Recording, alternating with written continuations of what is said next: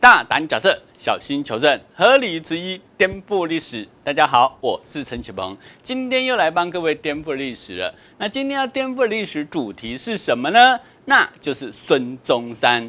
那讲到孙中山，我们就要先讲到在辛亥革命期间有两句话非常的流行，那就是孙氏理想，黄氏实行。那孙就是孙中山，黄就是黄兴。那说的是孙中山在后头宣扬革命，可是抛头颅洒热血的却是黄兴。所以我们可以看到黄兴他亲自参与了好多次革命，在当时革命党人之中地位是非常的崇高的，尤其是武昌起义之时，黄兴得到消息，立刻从上海赶来汉口，主持大局，抵抗清军。那所以后来他也被推举为中华民国军政府战时总司令。那所以由此可以看得出他在当时的重要性。所以事后17省代表在南京大元帅府会合，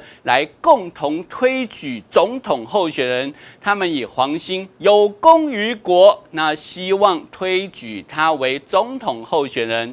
那我们要问，黄兴这个时候的反应为何呢？好，那他是这么对众人说的，他说：孙先是同盟会的总理，他未回国时，我可以代表同盟会。现在他已在回国的途中，我若不等到他到沪，抢先一步到南京就职，将使他感到不快，并使党内同志发生猜疑。所以从这个地方可以看得出来说，他其实还是以孙中山为总理。而且你注意最后这几句话，他说：太平天国起初节节胜利，发展很快，但因几个领袖互争权力，终至失败。我们要引以为戒。所以各位，你看他这一段话，是不是真的是以大局为重，而不以个人利害或权力为主？所以其实如果当时他接受下来的话，我告诉各位，中华民国历史将会改写。那也因为他这样子攻城不居，以大局为重的胸怀，所以有人才说他的表现比孙中山更像国父。那于是我们就要问那既然黄兴的地位如此举足轻重，那为何到后来默默无闻呢？那要从他跟孙中山之间的一场决裂讲起。那这一场决裂跟一个人有关，那就是国民党代理理事长宋教仁。因为宋教仁在1913年时被暗杀，凶手到底是谁？当时没有人知道，不过许多人都怀疑是袁世凯，因为宋教仁的主张会影响到袁世凯掌握大权。那所以当时该怎么处理袁世凯呢？那这就变成有两派不同的意见。那第一派就是孙中山，孙中山主张用武力解决。他说了总统指使暗杀，则断非法律所能解决，所能解决者只有武力。而且他不只是提到这一点，还特别提到一点不战必然要被消灭，战成败未可知。与其不战而被消灭，不如战败而发扬我们革命精神。所以由这个地方可以发现说，孙中山觉得法律没有用啦，对这些掌权者是毫无约制性的。那唯有一战才能够让他们心生恐惧，而且他是不计一切代价，也都要对袁世凯发起革命、发起战争。那不过这样的主张却遭到黄兴的反对。那黄兴认为应该用法律解决。那他是这么说的，他说：民国已经成立，法律非无效力。那对此问题宜持以冷静态度，而待正当之解决。意思就是说，他觉得孙中山太冲动了，马上就否定法律的作用，不是怎么知道呢？而且黄兴的用法律解决，他认为有3大作用：一来是透过法律审判，可以让袁世凯的罪状被定下来；那二来诉诸法律，也可以公诸于世，让国人激起公愤。那三来先礼后兵，也就是先用法律解决，解决不了再用武力，也可以显示革命党人的大公无私。所以这样的一个想法其实无可厚非，蛮有道理的，对不对？可是孙中山听不进去，那听不进去之后，他一意孤行，发起所谓的2次革命。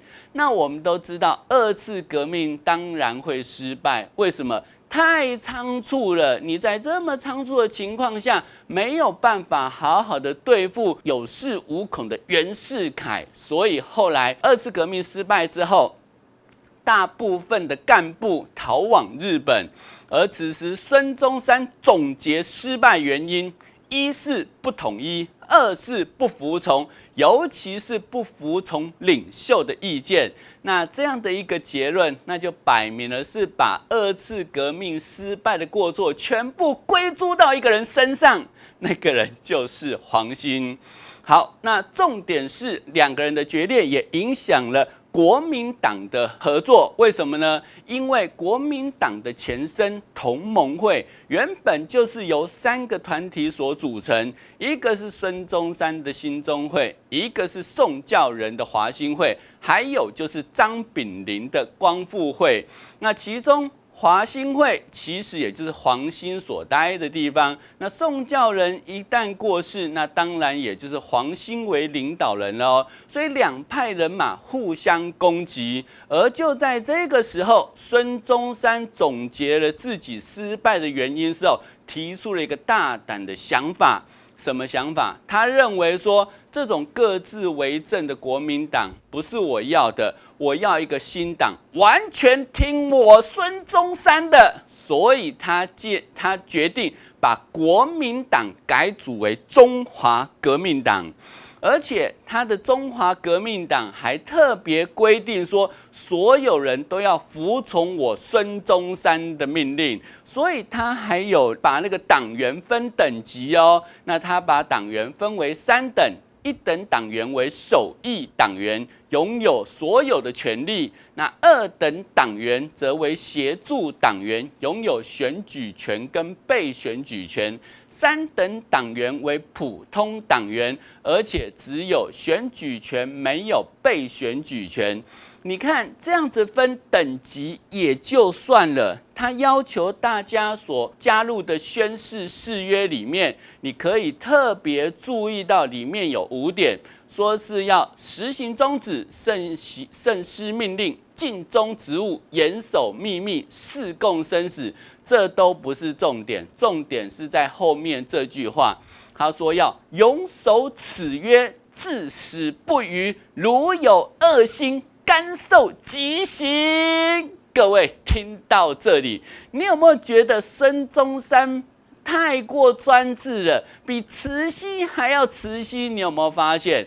而且他这份誓约还要叫大家盖章签字哦。那你说黄兴等人怎么能够接受？你孙中山一生说要民主自由，结果现在做的事情比慈禧还慈禧，比专制还专制。所以当时黄兴反对。那这个时候呢，局面闹得很僵。那这个时候，胡汉民等人出来打个圆场。他说：“这样子好了，我们做一点变通，不要写服从孙中山，来写说服从总理嘛。谁是总理？那反正总有其他人可以。那至于同盟会的原本的会员，那他原本就有功于国，也不用签字了，因为他们早就决定抛头颅洒热血了。那这个就是在给2个人一个台阶下，只要2个人各退一步，那这个时候，那至少就不会造成分裂。可是你知道反对的是谁吗？居然是孙中山，因为孙中山坚决不肯退让，他认为说，我就是要有足够的权力，才能够如臂使指，能够掌握大局，发起革命才能够成功。所以不退让的是孙中山，不是黄兴哦。所以这个时候，黄兴当然无法接受，他拒绝加入，坚决不加入。那于是后来孙中山还是成立了他的中华革命党，可是里头没有黄兴。而且事后哦，孙中山还写了一封信给黄兴，里头是这么说的，你看看他的内容。他说：“有一急要之事，求兄解决者，则望禁止兄之亲信部下对于外人自后觉悟再言。中国军界俱是听黄先生之令，无听孙文之令者。”意思就是说，现在大部分军界的人都听你黄兴的，不是听我孙中山的。还有传言说我孙中山领导的人都是无知少年跟亡命之徒。各位，一定是他听到外头有这样的耳语，才会反过来要求黄兴要约束部下这么做。可是黄兴的部下是故意散播这些谣言吗？也许未必哦。然后更重要的是后面这2句话，他说了哈：“今后地欲为真党魁，不欲为假党魁。”意思是什么？意思是说，大家都听你黄兴的，没有人在听我孙中山的啦。各位，你看这话有多酸啊！说宁愿自己要当真党魁，不要当假党魁，那就代表了说他对黄兴在党内的地位隐隐凌驾他孙中山之上，耿耿于怀嘛。那所以后来黄兴有没有答应呢？黄兴答应了。黄兴答应之后，后来他就到美国那边去宣扬革命，然后到旧金山的时候，有人还特别写信给他说，请他另行阻挡。那这个时候，黄兴是怎么说的？你知道吗？黄兴告诉他说：“我的领袖唯有孙中山，没有其他人。”所以各位从这里你就可以发现说，孙中山一直都是黄兴心目中的最佳领袖。那黄兴即使跟他有所决裂，黄兴也没有背叛孙中山，反而是孙中山自己心怀鬼胎，总觉得人家对他别有恶心。你看看2个人的高下是不是就此看得出来？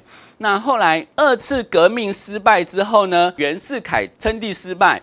那称帝失败之后，因为后来没多久就过世，那黄兴就回国。回国之后，他跟孙中山恢复往日情谊。那2个人有没有因为这次的大决裂产生疙瘩？我们不得而知，因为没有多久，黄兴就病逝了哈。所以各位听到这里，你就可以发现说，其实黄兴如果活得再久一点，然后他的情操再高一点，他的影响力再大一点，是不是就能够取代孙中山国父的地位呢？有没有道理？好，那我们就要问了说，孙中山一生行事颇多争议，那为什么他会被尊为国父呢？那这就要讲到一个自认是他信徒的一个人，那这个人就是蒋中正、蒋介石。好，那讲到蒋介石，各位一定有看过这一张他跟孙中山的合影，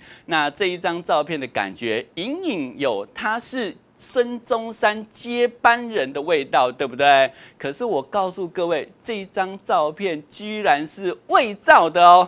那怎么说呢？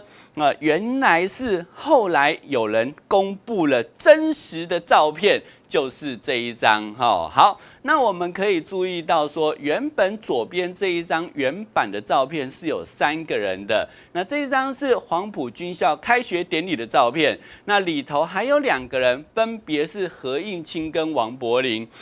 可是蒋介石觉得说，这样子摆在一起没有办法凸显我是接班人的味道，所以特别要人把它篡改成右边这一张。那你当然会问说，这件事情是怎么被爆料的？是其中的何应钦很不爽，我怎么就这样被抹煞掉了呢？所以在蒋介石过世之后，他出书把这张原版照片公诸于世，这个时候，这样的一个照片之谜才真相大白哈。那了解蒋介石会干这种事情，他会用美图秀秀或美颜相机来篡改照片之后，我们再来看到为什么他会让孙中山成为国父来去造神，你就可以比较清楚它的缘由了哈。好，那首先要讲到的是国父一词的出现，其实来自于孙中山逝世当天。那当时卢绍骥写了一篇文章，叫做《东西两国父》。那所谓的西方的国父，就是指美国的华盛顿；那东方的国父，他认为应该比拟为孙中山。那他在内文是这么写的，他说：孙先生为三民主义而斗，40年如一日，及时者10余次，其精神毅力、攻击较之华氏，也就是华盛顿，有过之而无不及，理所当然应为国父。那也因为他这么写，后来许多的挽联，包括各界的悼念词，也开始尊称孙中山为国父。那随后，蒋介石在东征期间召开了孙中山及将士的一个追悼大会，那他在会中还特别尊孙中山为国父。那也因为蒋介石在国民党内的地位越来越高，所以后来1940年时，国民党中央常务委员会就决议把孙文尊称为孙中山，而且颁行全国通行。那所以孙中山是国父的地位就此定下来。那当然也不是没有人质疑这样的一个称呼。那譬如说，在美国纽约华文媒体《中美周报》上，就有人投这么一篇文章，他说：敬夫先生屡称孙文为国父，地殊不解。我知美国称华盛顿为国父，悉因其无子，国人哀之，故称他为父，为开国先锋也。但孙文已有子有孙，何以亦称他为国父？意思就是说，华盛顿是因为没有儿子嘛，所以大家把他尊为国父。可是孙中山有子有孙，怎么能够称此尊号呢？所以这在当时就已经有这种质疑的声浪，而近年来也有人提出质疑，而且还认为说有一个人更适合当中华民国的国父，那这一个人就是杨衢云。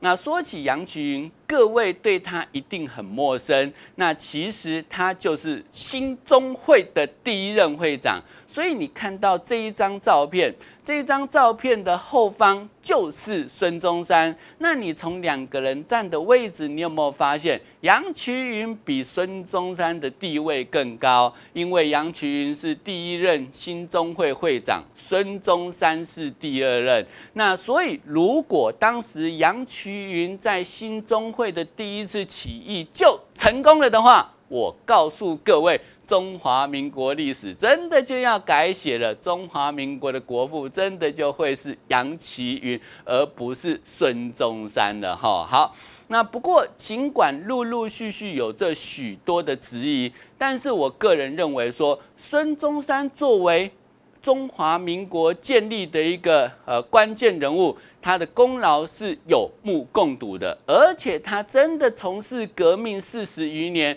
一直到死都还在为革命奔走奋斗。所以你说孙中山担任这个国父是不是名不符实呢？我个人认为，如果就现有的种种大家来看的话，我个人认为说，孙中山还是有他关键枢纽地位，所以他拥有这个称号，应该是没有名不符实啦。那不知道各位是否认同？好，那我们再接下来看到孙中山的死。孙中山生前被人家造神，那死后也不得安宁。怎么说呢？光是他的棺材就有4副，而且他入殓还多达6次。那怎么会有这么多的波折？那我们就逐一来看哈。好，那孙中山病逝之后呢，后来就由协和医院来进行手术，把他的内脏取出来。为什么要这么做？是因为孙中山生前曾经表示，希望能够跟苏联的领袖列宁一样，遗体供人瞻仰。那既然孙中山有这样的愿望，那后来又被尊为是国父，所以大家就遵从他的遗愿，在他死后第2天，治丧处就特别向苏联订了一口列宁用的棺材，那这一口棺材是水晶棺，那不过制作还有运送都要时间，所以怎么办呢？那尸体总得防腐嘛，所以防腐做完之后，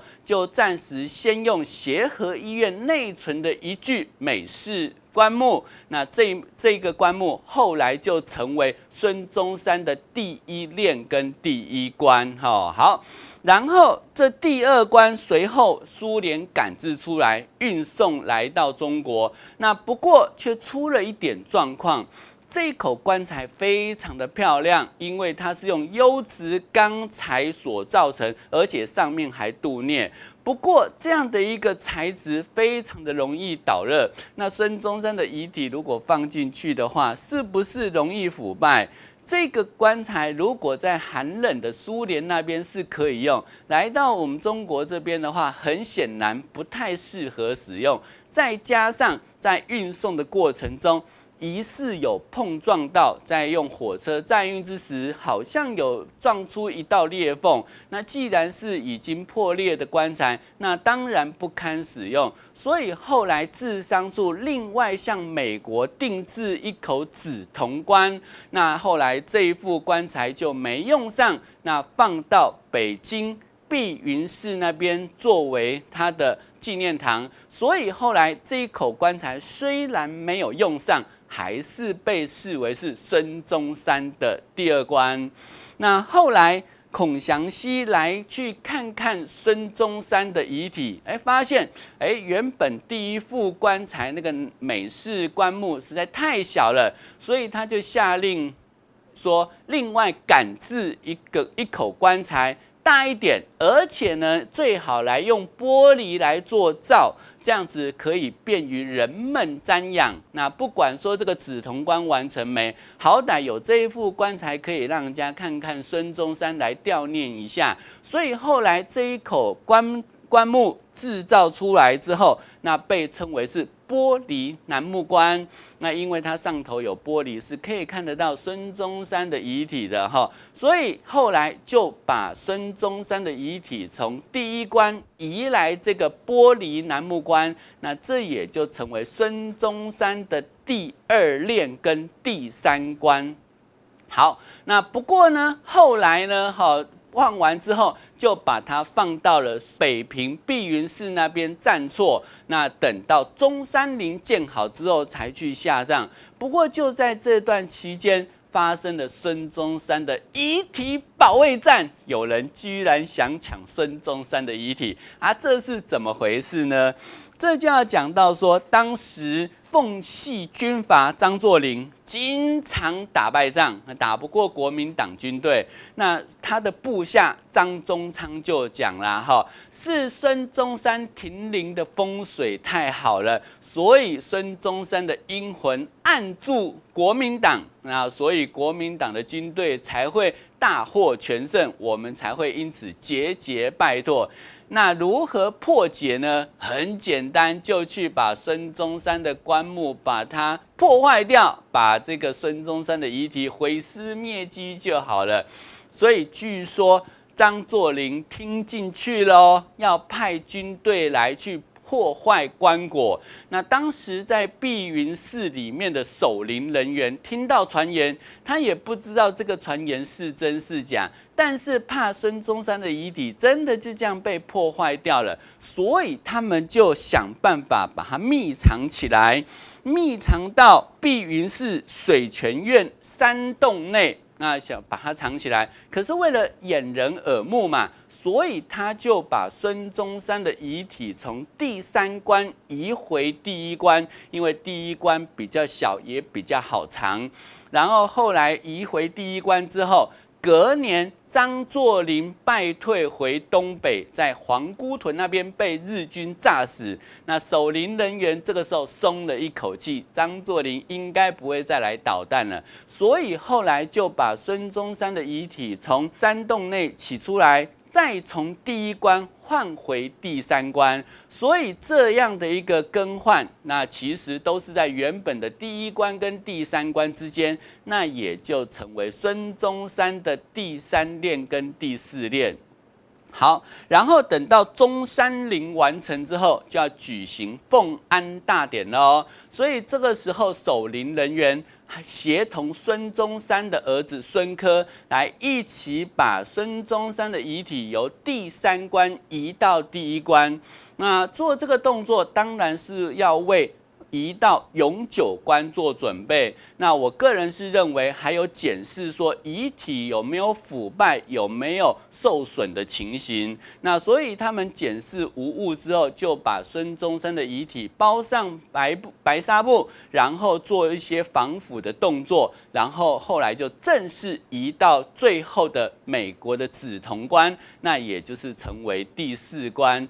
那所以从第三关移到第一关，再从第一关移到第四关，那所以这也就成为孙中山的第五练跟第六练，而他最后的这个关就是美制紫铜关。那所以后来这第四关就随着孙中山的遗体在中山陵里面好好安放。那大家当然会问啊，其他棺木在哪里呢？那其中的第三关，后来就把它放到碧云寺那边，作为孙中山的衣冠冢。那至于那个没用上的第二关呢，后来则是放在普明妙觉殿内，来辟为孙中山纪念堂。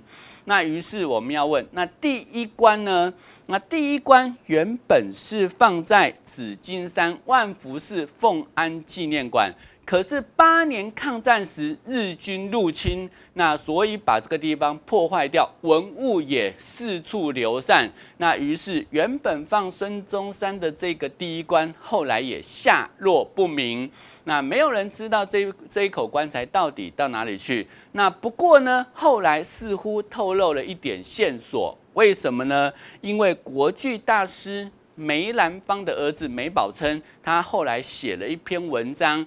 这篇文章有特别提到孙中山的棺木，里头是这么说的：他说有一口阴沉木的棺木是当初为孙中山先生准备的，后来苏联派人送来了水晶棺材，就没有用上，一直存放至今。上级指示任何人也不能随便使用。现在得到周总理的亲自批示，给梅院长安息之用。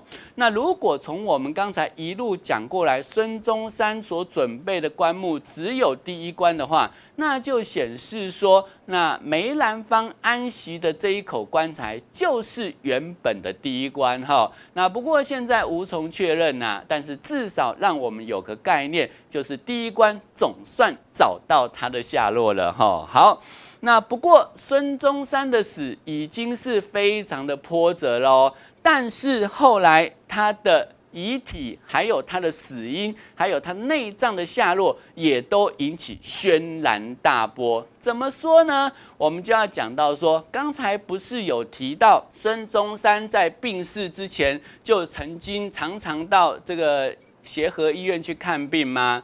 那最后那一年的时候，孙中山的丧父这边出了一个大包，所以他后来去协和医院看病。那当时医院里面有一位德国医生叫克里，那他临床判断，结果他说了肝脏作脓，轻疾他部，非施行手术不可。所以后来取得孙中山同意之后，他就开始进行手术。没想到这回手术潦草结束，为什么呢？因为这个克里一打开发现肝硬化的情形已经非常的严重，而且肝癌已经蔓延到整个肝脏都是，再手术也没有意义了。所以草草缝合，但是这个时候呢，到底该用西医还是中医治法，引起中西医之争。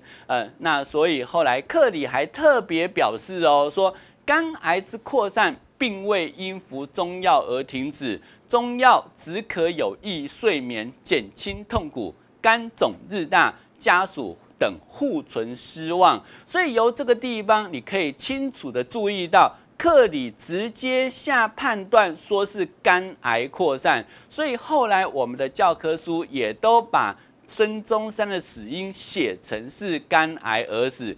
可是是否真是如此呢？那后来有人特别去找了协和医院的病历，结果在里头发现了一篇由英文写成的孙中山尸检报告。那这个尸检报告肉等，各位你一定看不懂啊，不见得看不懂。但是呢，这些医学专有名词真的对我们来讲有点吃力，所以我把它改编成中译本，来看看中译本哈。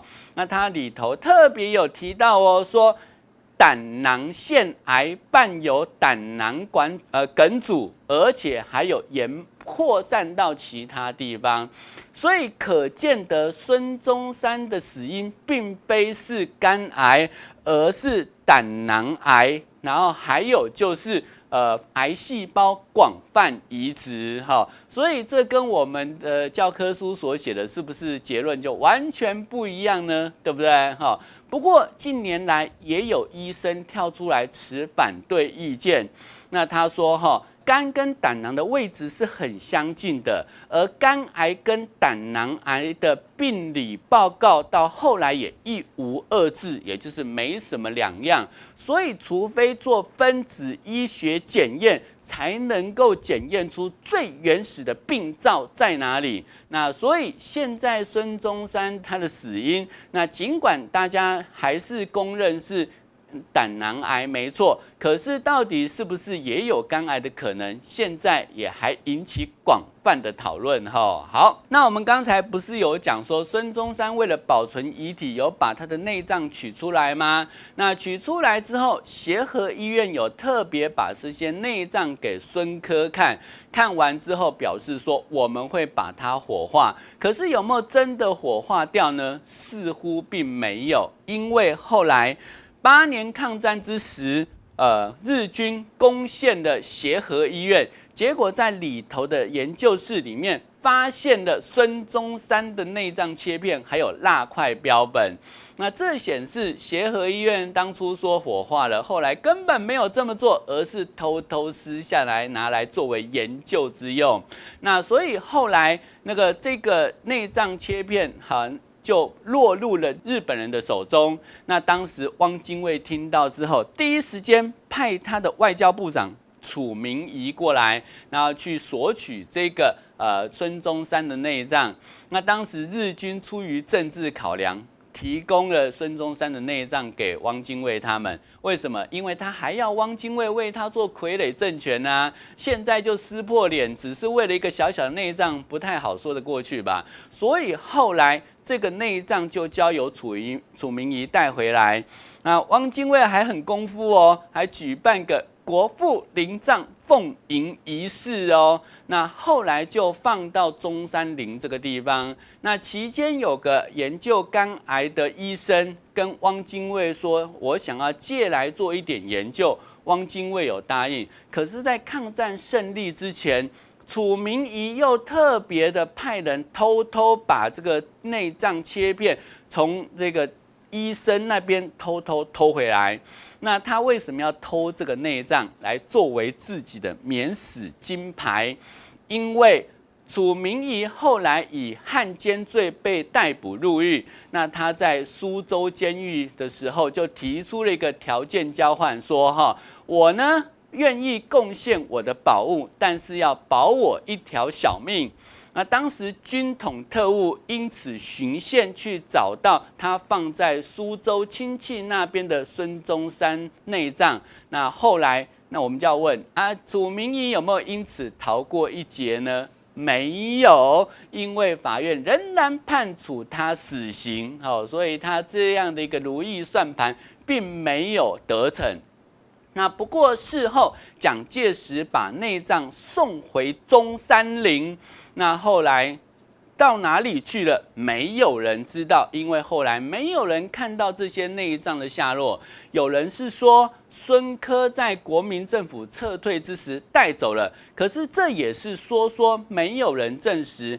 倒是事后中共那边有人特别去追查内脏的下落，然后很多的守陵的老人，包括孙中山的侍卫，事后都表示啊，内脏送回来之后就直接火化掉了嘛，哪还会留存？所以意思就是说，这个内脏恐怕不是被孙科带走，而是直接就在中山陵那边火化掉了哈。好，那所以这个内脏之谜的下落，目前是无从确认，因为既然烧掉了，也就没有证据可以证实说它到底是被谁拿走了哈。好，那我们接下来就要讲到孙中山的下葬。那孙中山死后葬在中山陵这个地方，那为什么会葬在中山陵？其实是令人疑惑的一件事。为什么呢？因为他出生在广东，后来病逝于北京，他一生留在南京的时间非常的短。可是为什么会决定要下葬在紫金山这个地方呢？据说是他在当临时大总统时，有一天跟胡汉民等人去附近游历，结果在游历的时候呢，孙中山突然指着这边说：“哎呀，你们看这边的地势比明孝陵还要好呢，山水相赠，气势恢宏。”不知明孝陵为何不选在这里？那当时胡汉民等人纷纷附和。那这个时候，孙中山就表示啦：“他日我辞世后，愿向国民在此起一抔土，以安置躯壳。”所以后来意思就是说，他希望自己死后能够葬在这里。那在孙中山病逝前，汪精卫跟宋庆龄等人有特别来到孙中山这边来讨论后事。那当时汪精卫说：“以我的意见，总理最好能够葬在北京景山。”那这个时候呢，据说孙中山突然醒来，从病中突然醒来哦。那他说：“我不要葬景山，我要葬紫金山。”那大家一看，他连病得这么重，都要特别起来声明，连忙安慰他：“好，没问题，没问题，遵照你的意思。”可是事后大家讨论起来，没有人知道紫金山在哪里。那还好，在当时的人之中，有一个国民党大佬陈去病，那他是苏州人，他就说了：“总理所说的紫金山就是中山啦。”所以原来大家才知道，孙中山想要下葬在中山，也就是现在中山陵这个地方。可是中山很大到底该选哪个位置呢？那这就让大家想破头了。因为孙中山当时在指点的时候，没有人记得他指点的位置，而一起过去的国民党大佬也没有人把孙中山这个玩笑话当一回事。那所以到底孙中山想要葬在中山的哪个地方呢？没有人知道。所以后来就由宋庆龄来特别上山来看看，到底哪个地方比较合适下葬。那当时宋庆龄先登明孝陵西侧的虎山，虎山的地势较低，不太适合作为这个陵址所在，所以他后来就东行到小茅山。那在往小茅山过去的过程中，有发现2处坡地，觉得蛮适合的哦，可是也还没有真正下定论。所以后来隔天，宋庆龄坚持要从比较陡的北坡上山，然后上了到山顶之后，往小茅山一看，发现小茅山南坡向阳处有一块地方很不错，很适合作为陵址。那所以事后治商处在讨论陵址该设在哪里的时候，那有人就把宋庆龄的意见讲出来，说：“哎呀，这个地方小茅山南坡向阳处还不错那后来得到大家的认同，就把中山陵定在这个地方。那有风水师事后来去看看宋庆龄所选的这个地方，那说，哎呀，这个地方真的是上好的风水宝地呀。怎么说呢？他说，其实这个地方原本就是龙脉之所在，那只不过是从大明皇帝朱元璋之后，已经好几百年，龙脉的王气已弱，那反而是小茅山这个地方的王气还比较浓厚，所以这个地方是龙脉之所在的话，那当然可以庇佑子孙。所以有人因此穿凿附会说：“哎呀，中共政权之所以稳如泰山，就是因为孙中山葬在这个地方啦。”哈，那这会不会有点说事后诸葛？我们不得而知啦。但是由这一点这样的一个说法，更可以确认孙中山生前不仅被人家造神，死后一样被人家树立为标杆，让他的神话传言不已哈。所以各位听了之后，有没有觉得还蛮有意思的哈？那不过中山陵建好之后，陆陆续续经过8年抗战，还有国共内战以及文化大革命，那我们要问它有没有被破坏呢？似乎并没有，为什么呢？那首先要讲到的是，中山陵做好之后，蒋介石就选了一支部队作为拱卫大队，他的职责就是专门守护中山陵。而8年抗战的时候，日军有占领南京，但是没有破坏中山陵。为什么？原因是因为孙中山到日本去宣扬革命之时，跟当时的政界人士很有些来往，所以那些政界要人听到日军要进攻南京，就特别叮咛啊，不要破坏到孙中山的中山陵。所以后来日军也觉得好啊 ，OK， 因为如果他不破坏的话，也许可以以此为要挟，也不一定。那随后国共内战之时，那中共解放军打下了南京。那打下南京之后呢，后来他能不能好好的守护中山陵，全国也都在观望。所以这个时候呢，中共高层就特别下令，不可破坏中山陵。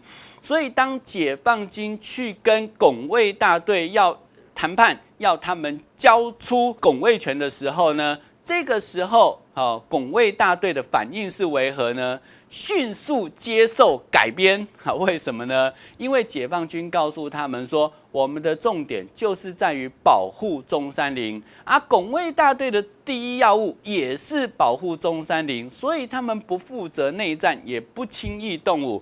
那既然听到那个解放军的目的就是为了保护中山陵，他也没有什么好反对的啊，所以迅速接受改编，而这些人一样守护着中山陵，贯彻他们的职责。所以后来在国共内战之时，中山陵仍然完好无缺。那我们要问啊，文革期间呢？那文革不是有所谓的破四旧立四新吗？那不过这个地方是军事重地，所以可以躲过一劫。再加上中共高层仍然有下令，解放军要好好守住这个地方，所以即使是非常猖狂的红卫兵，他们也没有真的能够进来破坏。但是有小幅破坏，为什么呢？他说那些雕饰啊、那些字眼啊，是旧时代的东西，我没有办法去把孙中山整个陵墓破坏掉，而把那些东西取下来总可以吧？所以孙中山的中山陵有部分装饰在文革期间有遭受到一点破坏，那不过大致上是完好的哈。那也因为中山陵完好至今，所以也就维持了孙中山独特的地位，还继续被造神。所以各位从一路这样子一开始听过来，你有没有发现孙中山的国父之名，还有他造神的地位，其实绝大多数都是人为的结果。可是时势造英雄嘛。既然时势已经促成他有这样的地位，那我们也毋庸置疑了。各位说有没有道理呢？大胆假设，小心求证，合理质疑，颠覆历史。陈启鹏的颠覆历史，我们下次见哦。